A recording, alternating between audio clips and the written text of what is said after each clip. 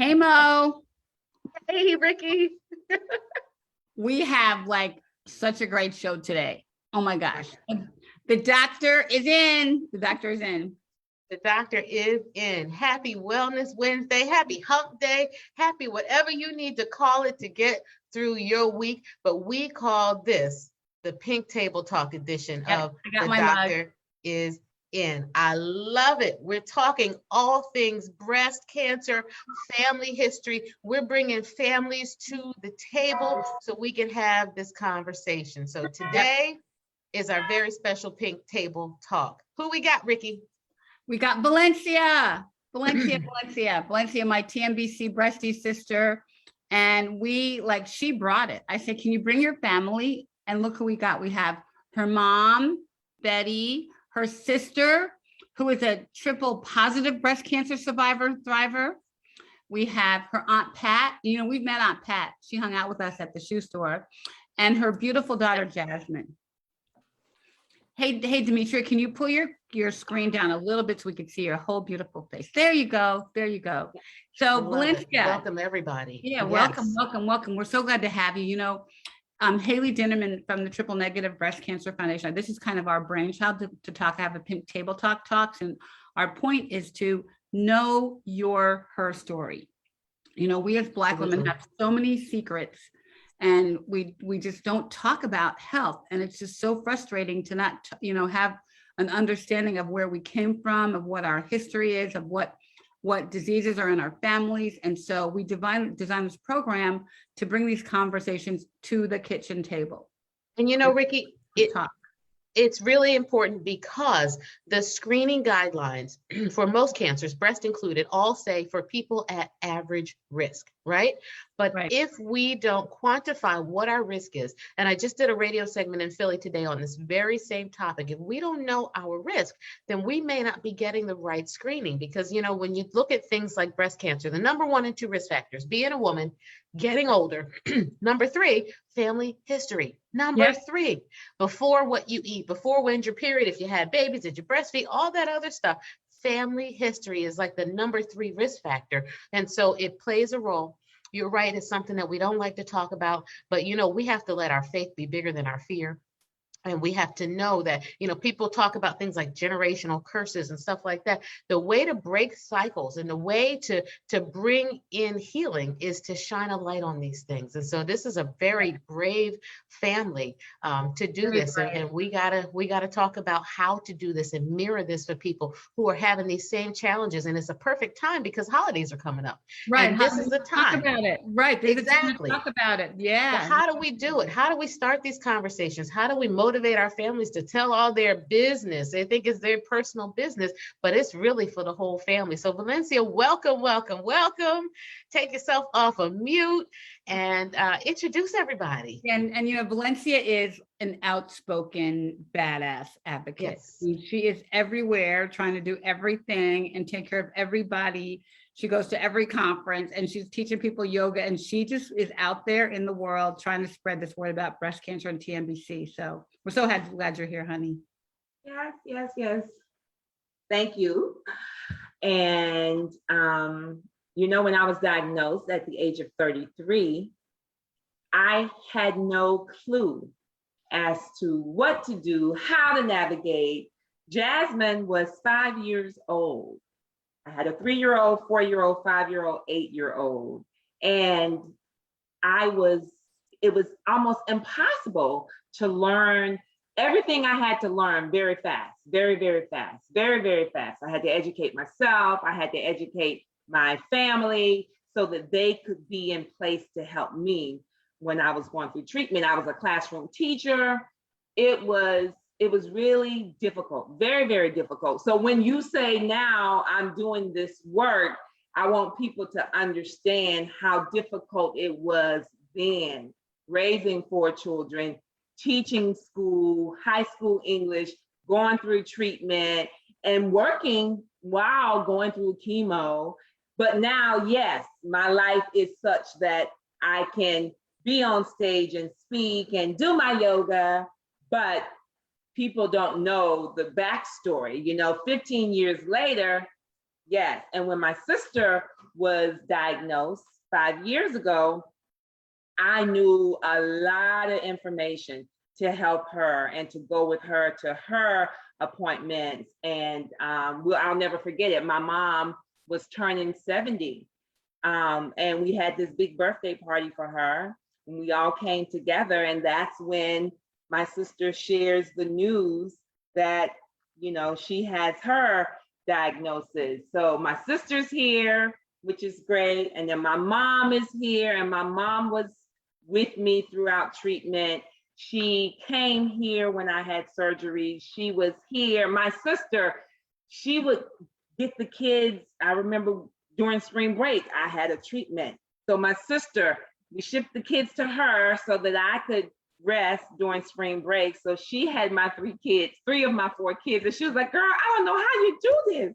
She was like, this is almost impossible. And she just like, I don't know how you manage with the kids and chemo.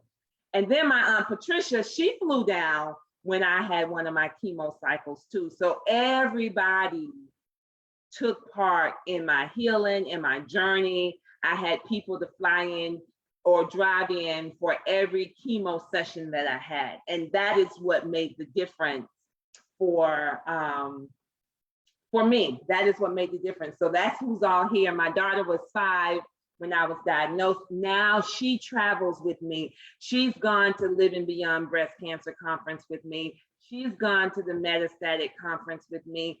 She was with me as we drove the Medivivor RV across the country. And she's been learning so that she can be knowledgeable so that when she's in college, she can share and she can learn our family history of our cancer.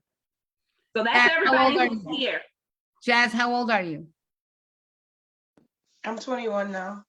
21. You go, girl. So go ahead, Buzz. I'm sorry. No, well, I just wanted to introduce everybody. So that's everybody. And I feel like most of the people watching know my story. So I want to take it on to my sister so she can share, and then we can talk about our most recent family member who was just diagnosed metastatic, because that's a story that we need to share to unpack that tonight. Great, great. Okay, sis, what you got? Tell us your story. Well, Valencia has pretty much given you a kind of an overview. Like she said, I was in the doctor's office actually when I found out. Well, my doctor was, I think we were doing an annual exam, and she is the one that noticed the right breast that was. So of course we went through all the process and got it checked out, and of course, yes, it was cancerous. I really didn't want to tell anybody at the time. I'm not as outspoken as my sister is. So I kind of really wanted, just to keep it to myself. And she was like, you need to tell people. But I'm just not as outspoken as she is. But anyway, so I did, tell family members so they, that they can pray for me, and as I journey on this path. And as she said, she had me. I had her to really, really lean on, because she just had been through so much, and she just knew so many people. So she really, really helped me on this journey. So I had chemo. Well, I had the lumpectomy, and then I had chemo. I had radiation. During those times, I have 2 sons. Right now, they're ages 23 and 21. So at that time, they were in high school, and they were kind of sad. Wait, Mitra, I think your computer is having feedback. When we have to mute for a second, and let me see if it's you. Yeah, we have family calls about our family farm. And when it happens, I'm like, get your headphones. I'm like, it's you. So while she, Mom, do you want to add anything while she shares what it's like to have two daughters going through such Yeah, a traumatic Two time? daughters with breast cancer. Well, initially, when I learned that Valencia had cancer, that was the shocker for me. What did I do? Well, actually, it was the year that I retired. I had just retired, and Valencia and Demetria had come to the retirement party, and she didn't tell me anything for probably a couple of months. And when she broke the news to me, it was so devastating because we didn't have a history of cancer in our family on our side, but she did on her father's side. So I eventually, I got myself together and I began to just pray. And that was my source of comfort. You know, I prayed to God and I asked the Lord to just heal my daughter. And I had other resources that I relied on. But I did all that I could within my power to aid my daughter. I was there for Valencia every step of the way. Actually, I was her caregiver. I took over her household. I cooked her meals. I cared for the children. I washed the clothes. I shopped. I did it all because she was helpless and she needed somebody to lean on. So I was that support system for Valencia. Yeah, she had a husband, but you know, the men can't do what the moms will do. And she had her children and they were so small. And I was just so engrossed in taking care of her that I did not have any fear that she would not survive. I just knew that she would make it, even though she went through a very traumatic experience, several surgeries. But I just believed that the Lord will heal her. And she did. She was an overcomer. And then when I found out my second daughter, Demetria, it wasn't as hard for Demetria on me because I had gone through it with Valencia. And Demetria, she didn't need as much help as Valencia did, but I was there for her too.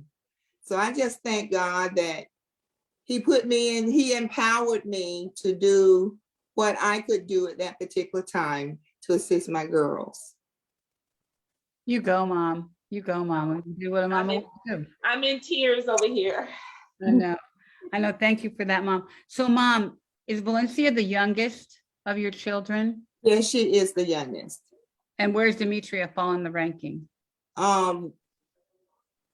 Demetria, Valencia is 18 months younger than Valencia. Okay. Than Demetria. Demetria is the oldest, but Valencia is 18 months younger. Do you have any other daughters? No, they're my only two. Okay. Okay. And they both got cancer, right? So, Jasmine, do you remember when your mom was sick? Yeah. When Mima was talking about the her taking over the house, I remember one particular night where like I was in the bed and she was trying to like tuck me in and I was crying because she had to go back to the hospital probably for radiation or more chemo. And I was like asking her if she was ever gonna come back. And I was crying and I was like, I just want to see her again and everything. And I remember her like just like calming me down and like telling me to like pray and like just consoling me because, you know, I'm just like, I was hysterical, like just trying to figure out whether or not she was going to survive from, you know, the cancer. And I'll never forget that night because whatever she said, I don't remember what she said, but whatever she said, I was just like, okay, my mom's gonna be fine. I'm gonna see her again. And I'll never forget that night. But another thing that I remember is I only remember like certain small like instances was when she cut her hair. So we were like sitting at the living room, like the dining room table, and like somebody walks in and I'm like, who is this person? Like she kind of looks familiar, but I don't know who that is. And then I heard her talk and I was like, oh, that's my mom. And I was like really confused because 5-year-old me wasn't used to like her not having any hair. Like she was completely bald. And I was like, whoa. And it kind of just hit me. But those are my biggest like impactful memories of my mom having breast cancer, other than like seeing her sick. Like I remember going in her room a couple of times and she was like throwing up, or like she needed me to grab her some water or something, or needed me to help her get out of bed. But that's pretty much all I remember because I was 5 at the time. So. And you were the oldest of your siblings, right? I have my older brother. He was 8. He was 8. Okay. Yeah, if I had him on, it would be a different story because I mean it would be the same story, but this is what's interesting with him. That spring break when I had the chemo, all of my kids went to my sister's, but he wouldn't go. He would not leave. He said, Mom, I'm staying home with you. He was 8 years old and he went to chemo with me, and it just warmed my heart. So we spent the day together at Kennedy Space Center. I'll never forget it. And he probably won't either. And so we spent the day together because the next day I had the chemo, and yeah, he just wouldn't go. He was like, I'm not leaving. And he was 8 and he was emphatic about not leaving me. And Wait a minute. Wait a minute. So let me understand this, because people think, and by people, I mean us. And by us, I mean even my own mother, right? Like my mom, she passed away when I was 7, but nobody told us anything about what was going on. And I keep telling, especially my patients, one, there's more resources out there now to help children understand what a cancer diagnosis means and how to navigate this as a family. But even without those resources, because it doesn't sound like you used a whole lot of books and tools and things, like your son just wouldn't leave it. He understood what was going on. Kids are resilient, right? Like your children turned out okay, even though mom had cancer, right? Would you say, Jazz, would you say that that's a fair statement? Like you're old enough to understand and take it. Yeah, like Devon was also the oldest, but also the smartest. Like he was super smart, always reading, always like, and he was really into like health and he wanted to be a doctor. So I think that had a big like impact on why he stayed, because he had a lot more knowledge about what was going on. Like I was just 5. I didn't know what was going on. All I knew was that mom was sick. That was all I knew. And that I knew it was bad because of how much it was affecting her and how often she was in the hospital. But I didn't know anything specific. And I think that he understood what was going on. And he was like, let me not leave her side in case something happens and I never get to see her again, Yeah, and I guess your grandma being there too, kind of taking over, was probably a little bit scary because, okay, my mom can't do this stuff, right? Right. Hey, Cutie, who are you? Hey, I'm Devon. Who's that? Who's that speaking? Tell us who you are. How old are you? When you going to medical school? Oh man, maybe one day, but I'm 23. Yeah, I'm teaching now. But yes, nice to meet y'all. Do you remember when your mom was sick? Huh? Yeah. Oh yeah. When you did not go, you didn't leave me and go to TT's, and we went to Kennedy Space Center. Yeah, I remember that. Yeah, I remember that. So just and this is the thing. We wrote a book together. Promise Me You Will. So our book, it goes chapter by chapter. I open up, of course, telling whatever part of my journey, and then he gives the kids version, and then we just go back and forth throughout the entire book, sharing our story, because after you know, I got over everything, that's when people are like, you got to share because it's amazing that you're alive and you just got to share. So that's why we wrote the book together. So he was in middle school at that time when we wrote the book. Where's the book? Where is it? How can we get it? Well, give me a link. I have it here at the house. Yeah, we Can people buy it and stuff? Yeah, we need some copies of it. And we- Absolutely, some Yeah. signed copies. You know Yep. what? I will bring them this weekend to give them to Patricia. Okay, great. Yeah, Great, yep, great. yep. I know Aunt Pat lives near me, but so tell us how you felt when you knew your mom was sick. Oh man. In situations like that, when somebody's, I know somebody around me is sick, it's like it's not like me to get, sad or discouraged. Like my reaction is to try to cheer everyone up, try to liven things a little bit, which is part of the reason why I stayed, because, my mom had been by herself. My thought process was, she's not gonna be having any fun. At 8 years old, this is his thought process. At As 8 an years old. 8-year-old. Wow. She needs somebody there. But yeah, I had a feeling like, even when we were in the doctor's office and she was crying, I had a feeling I knew she was gonna get. Oh, sorry. Figured she was gonna get through it. But listen, this is the kicker. He and Jasmine were both in the doctor's office. I was so clueless. I had no idea that's what they were going to tell me. So they were home from school. I drove from my job right to the doctor, and my husband had them. So they were right there when the doctor told me, and they heard everything, saw my initial reaction, and they were there for that initial appointment. Can't believe the doctor did that with them in the room though, Mo. Is that typical? Like to have the kids in that conversation? I've done it. And it's okay when it happens. And, any doctor who's worth their salt should be explaining things in a way that people can understand, people who aren't medical. And they're things that young people can understand too. And so if the kids were in there and they kind of didn't get it, then we would look over and say, do you understand what's going on? Well, mom needs a surgery, or mom has to get some medicine in order to help her get better. And the medicine might make her look a little strange for a while.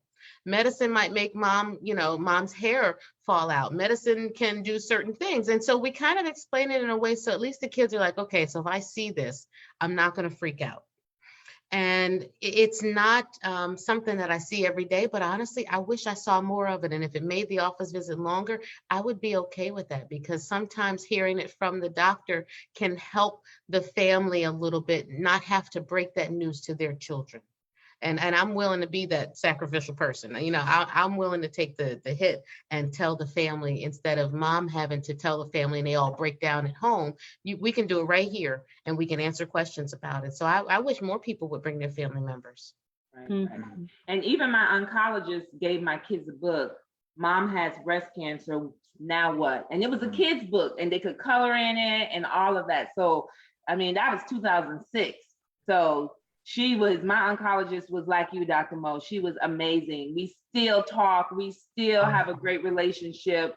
She sends patients my way who need assistance and everything. So we will be friends forever. Yeah. And we'll put some links in the chat. We have one of our breasties who wrote a book, especially for people of color, about that, for Black women and Black children. So we'll definitely get Shanita's her link into the chat as well. Yeah, I'll put that in there. Yeah. Perfect. We know people are looking for these resources. So, but it is possible to talk about this with your family. Now I want to play a game.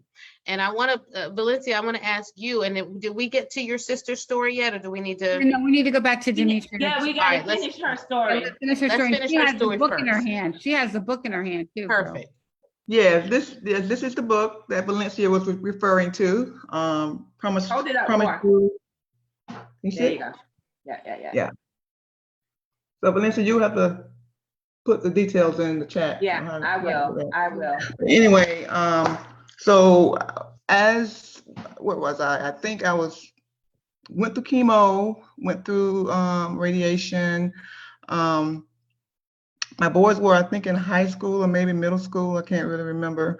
But they stayed really by my side, and as well as my husband, and my mom. She came and did whatever she could do for us.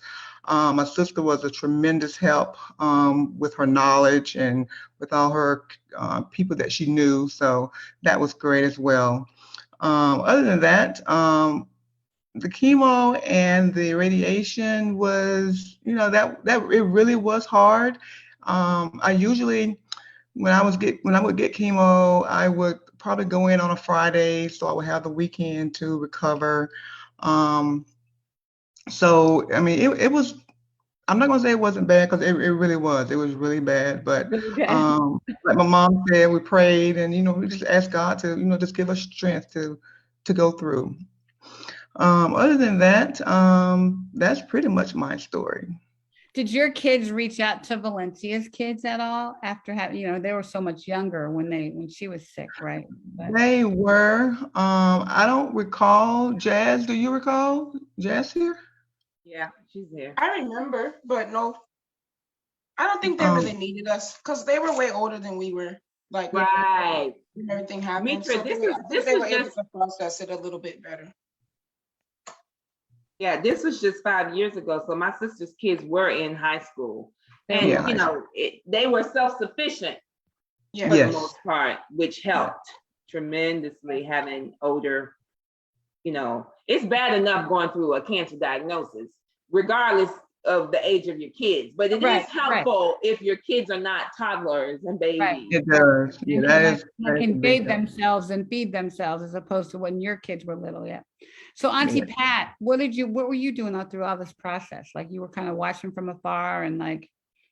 Yeah, because I lived here in Maryland, but like Valencia had mentioned earlier, during one of her sessions, we were, as a family, we took turns trying to be there for her. So I remember I took a vacation and I flew to Daytona and I stayed, I think a week or 2 weeks. And I cooked meals for her and then put stuff in the freezer. I bought her a freezer and then I cooked a whole bunch of food up for her and froze it. So that way, when she came home from work, she had meals. She just stay out the freezer and thaw out instead of have to cook every day. So yeah, I think I stayed either a week or 2 weeks with her. Right. During the chemo session. That's incredible. I know. That's incredible. I mean, I have the best family, even financially, financial support, those Yeah. who could not, and even my friends. I had one of my college friends, like when my sister took my kids during that spring break, one of my high school friends brought them back to Daytona and she stayed with us for a few days too. So it was truly a village. I know. I mean, we were before the show, we were talking about the fact that my grandmother had 18 children. So in crises like this, it's great to have a large family because you can get a lot of support, and it was needed. It was so needed. Yeah. Can I ask you, since we're getting personal, a personal question about maybe were there people for both of your journeys, were there family members or friends who didn't know how to approach you, didn't know how to navigate, didn't know how to help? And how did you manage those things? Because I think a lot of people watching are afraid of what other people are going to say. They're afraid of how their family is going to deal with them. And you had a very open and welcoming and wonderful response, but that might not be the same for everybody. So tell us about maybe some instances, if you can think of any, where maybe folks weren't so helpful, and how'd you deal with it?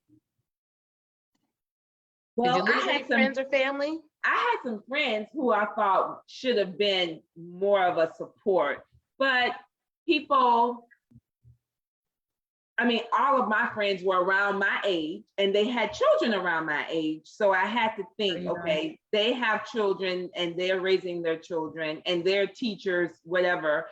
And time, I couldn't get upset about it. I had to let that go because, when you're trying to heal and recover, you don't have time for the negative energy and you just take one day at a time, one moment at a time. So that was for me. I like to say, And with me, I I had friends that would, that would really reach out to me if they always were asking, what did I need? Could they come over? But during a time like that, you really don't want a whole lot of visitation. So, but they really did keep in contact with me. And I wasn't, as I stated earlier, I wasn't as open as Valencia is and outspoken, but I did keep those lines of communication open with my friends and my family, and so and that really does, and that really do help you get through it. Demetria, and let's get this will kind of lead into our other story of your aunt, but can you let me say- explain? Can I say something Oh yeah, before- go ahead. Yes, Mama, go before you ahead. move on?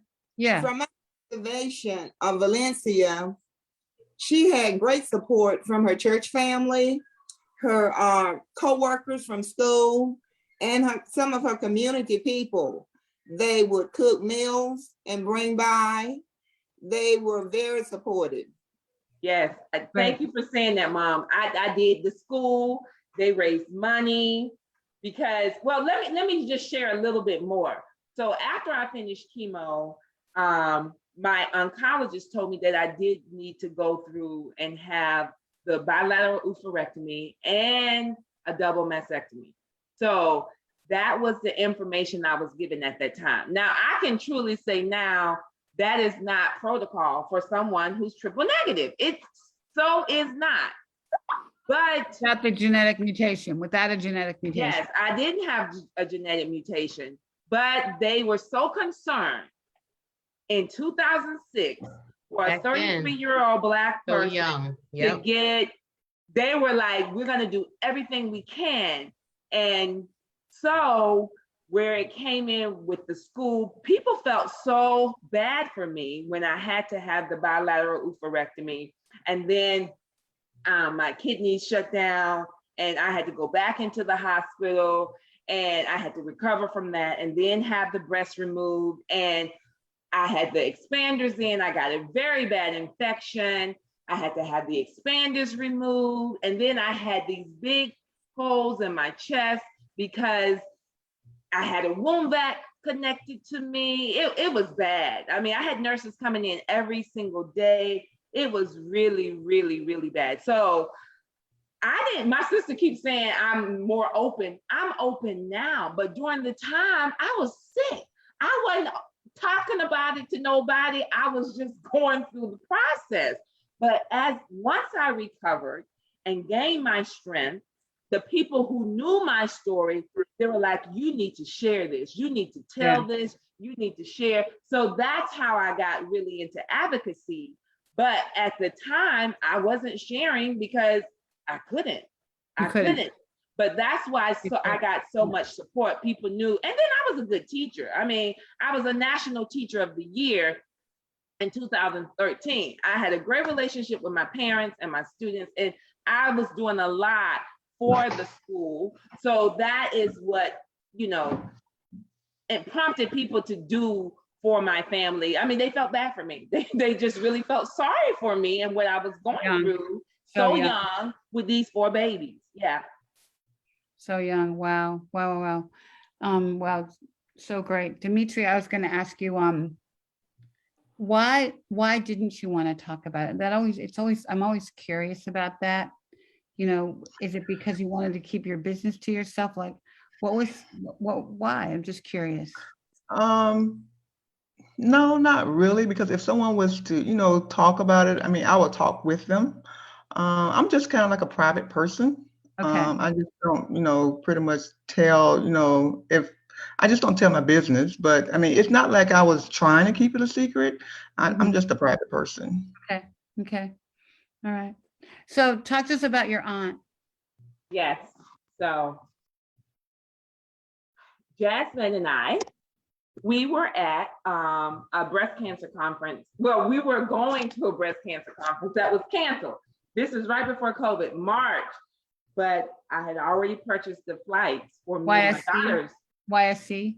No, actually it was National Breast Cancer Coalition, one of their events. We were coming to DC for it.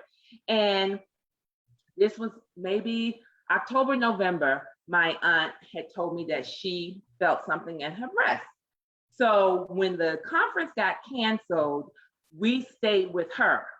We stayed with her that entire, it was during the kids' spring break, it was during my spring break, so it was perfect. And she was moving back into her house. She had some work done on her house. So we were really a great help to her, right? And I'm like, ooh, let me feel it. Let me feel it. She was like, yeah, it's still here. So this is the beginning of COVID. She did not do anything.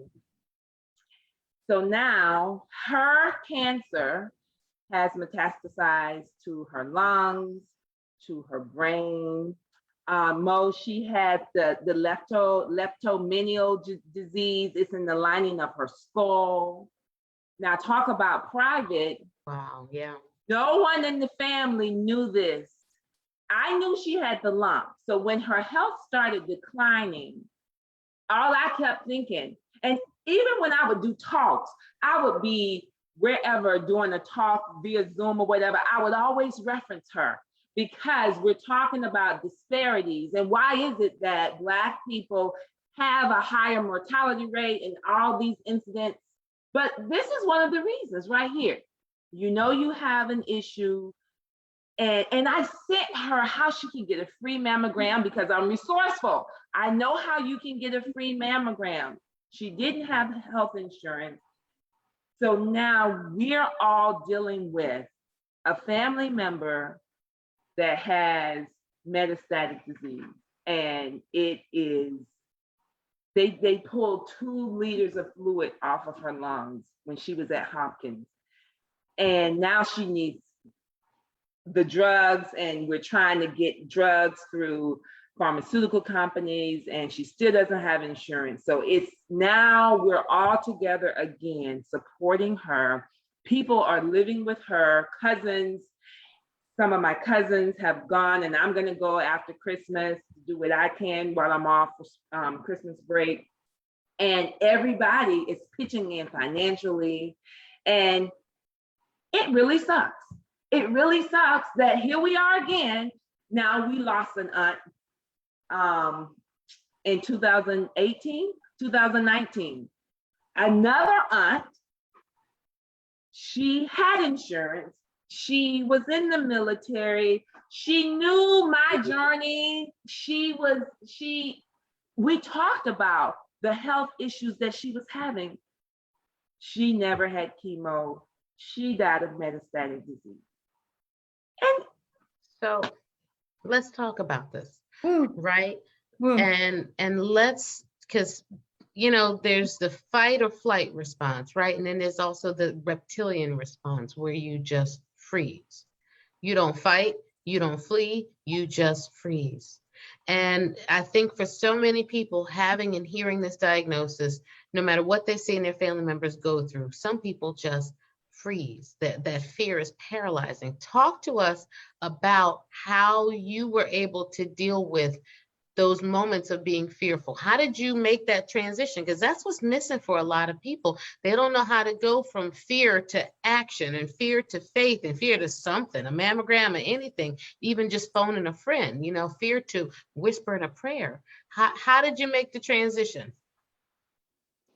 I wanted to live. I'm 33. Right. I have these 3 kids. I want to live. Exactly. So, and then my doctor's telling me I may not make 5 years. She's giving me the statistics for triple negative disease and how I may not see my kids graduate from high school. She said, if I make the 5 years, then I'm on the home stretch, I'm good. But she told me that I may not. And at 33, I wanted to give it my all. And for my older aunts, I just don't understand when they have seen the 2 of us. So when both of these aunts died, they had seen our success. We're living.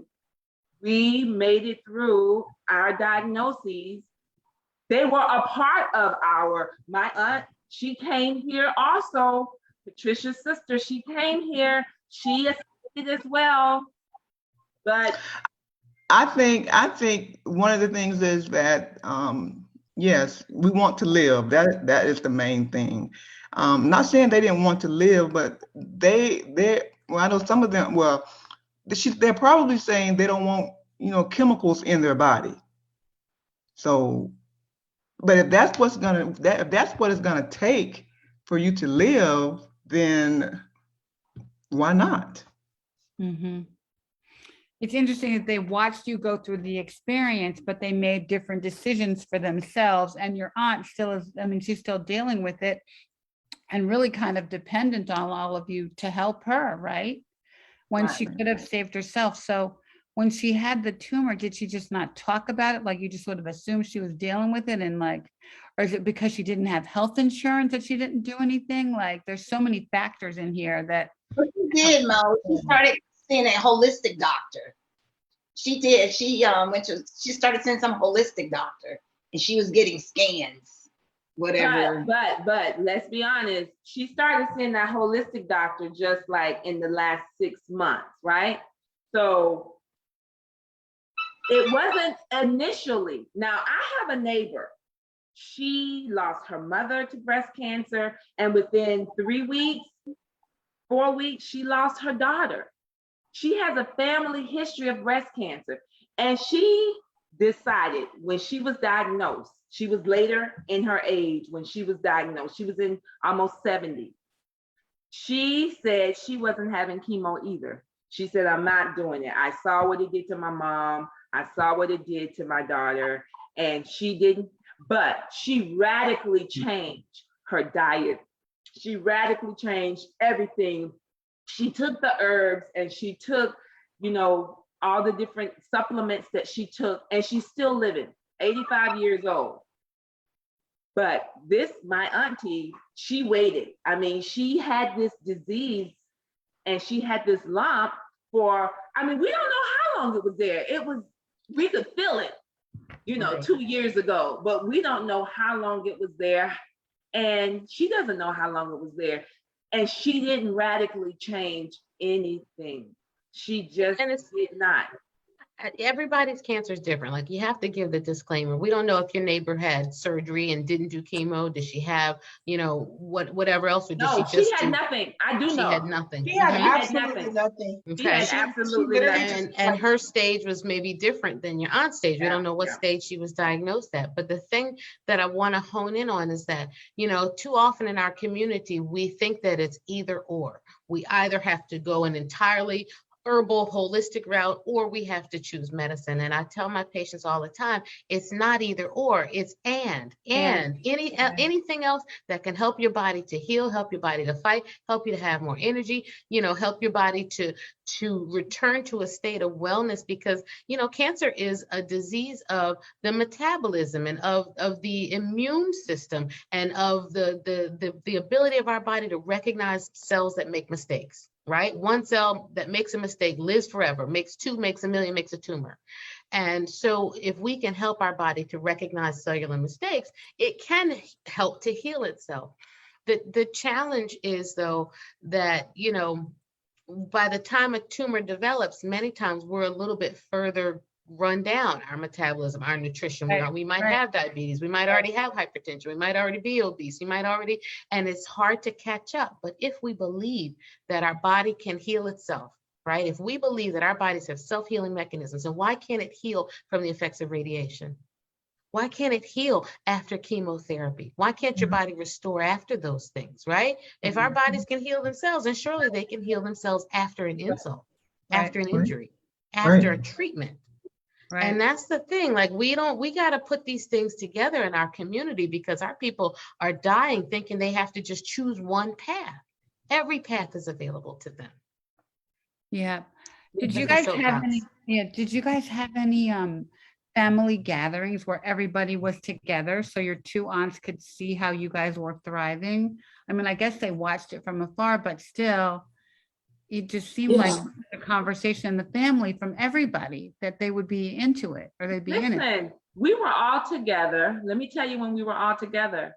After this aunt died, we were all together at my sister's house for, we were on the farm. So our family has a farm, it's 100 years old. So we were all together on the farm because Patricia, her husband passed.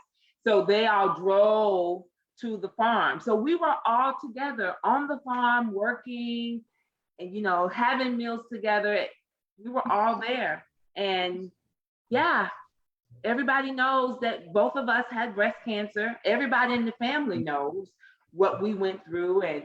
And so that's why I wanted my daughter to join, because I'm just like, I need my kids to do better. I need them to take care of themselves, to eat properly, to exercise, because there is something within our family. There is definitely something. Almost everyone in our family, men and women, they've died of cancer.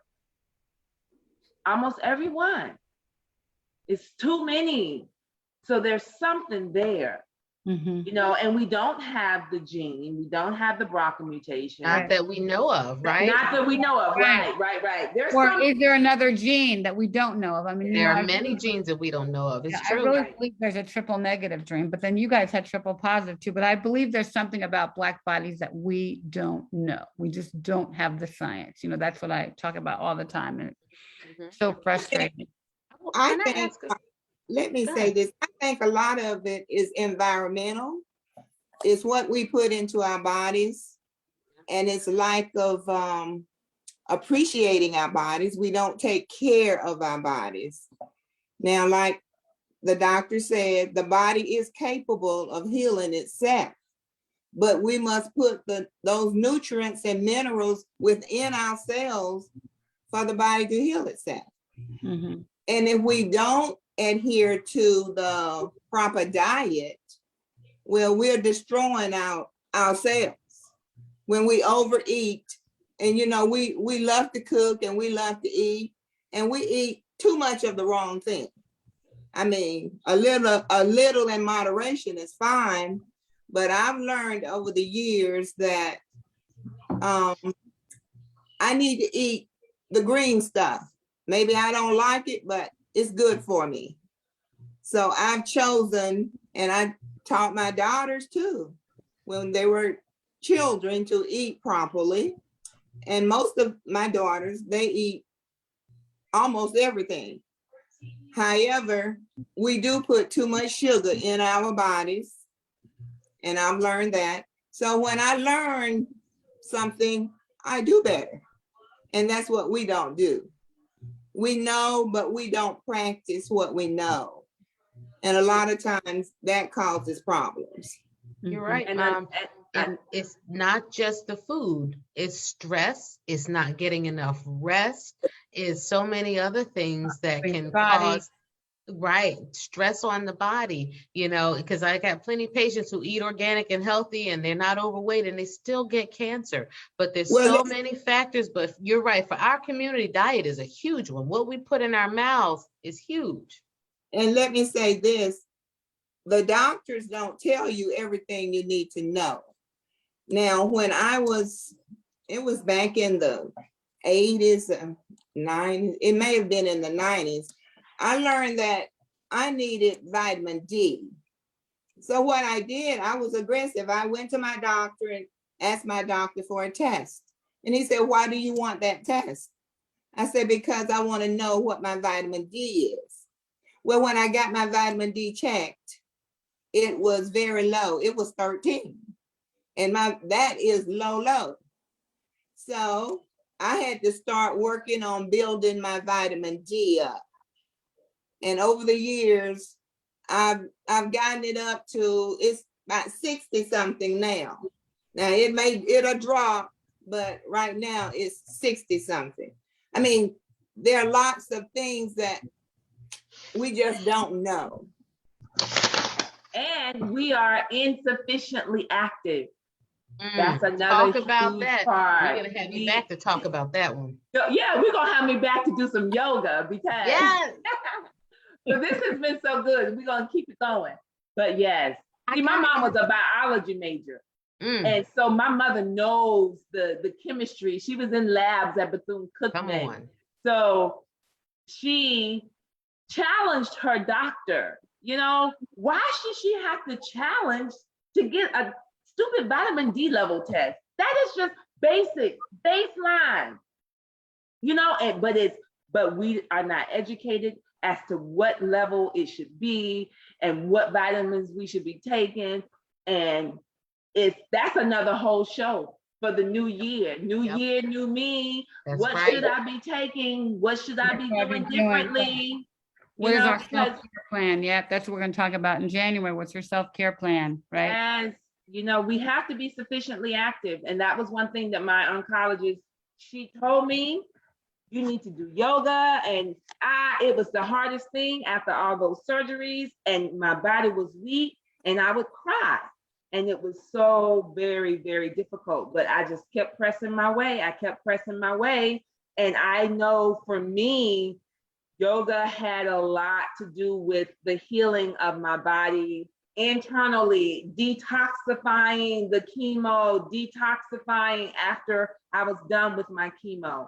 And, you know, we are not sufficiently active. We think because we do a 30-minute something here and whatever, skip a day here. No, there's so much more people should be doing. And it could be done in moderation all throughout the day. It doesn't have to be done at one time, and do what you like to do. Whatever it is you like to do that, you know. So.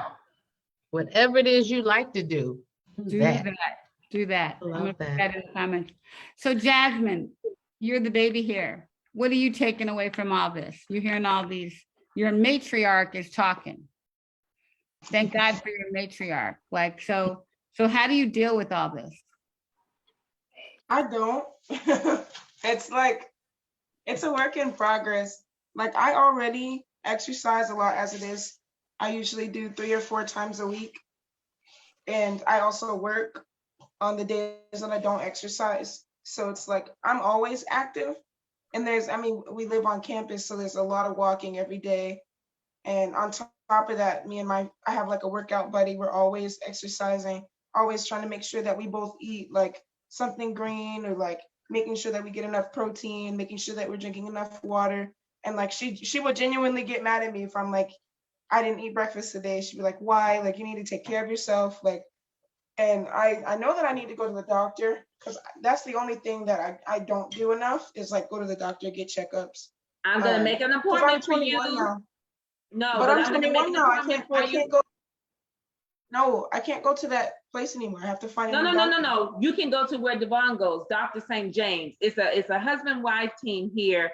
They're both Black. They are amazing. The one that's mean? Huh? The one that's mean? Dr. St. James is not me. The woman. No.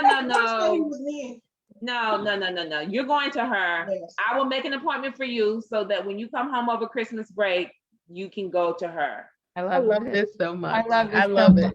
Okay, I Mom. tell you what, listen, Jasmine, whatever we please. have to do, whatever you got to do. Yeah. I told my sister it was take your sister to work day and made her get her mammogram.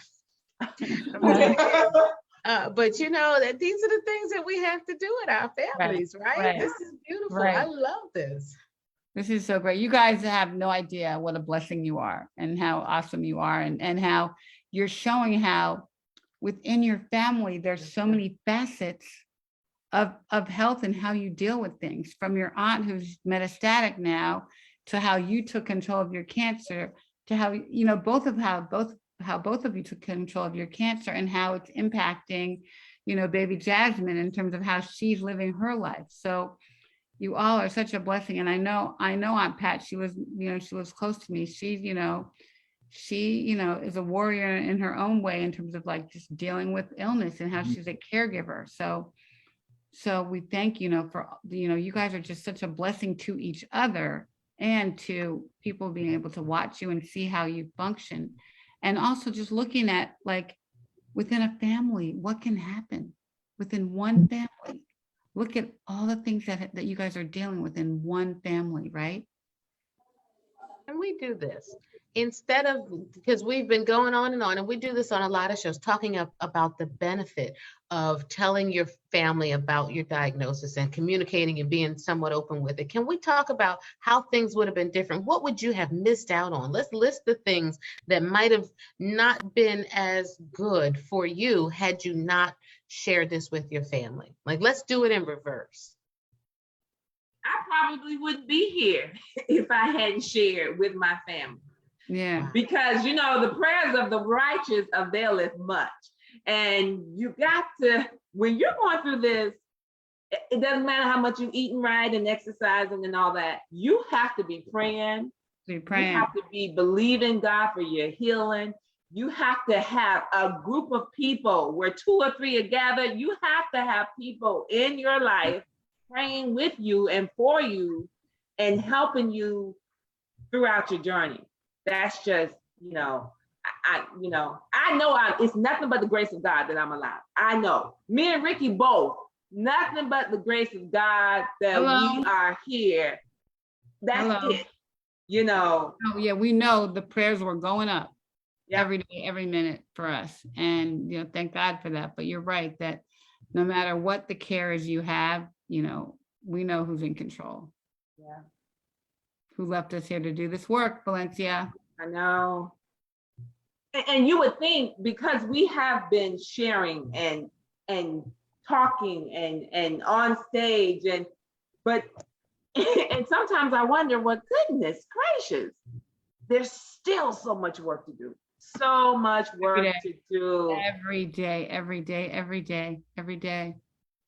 So much work to do. So many women, you know, suffering and so many women who don't have what you guys have. I mean, look at how blessed you are.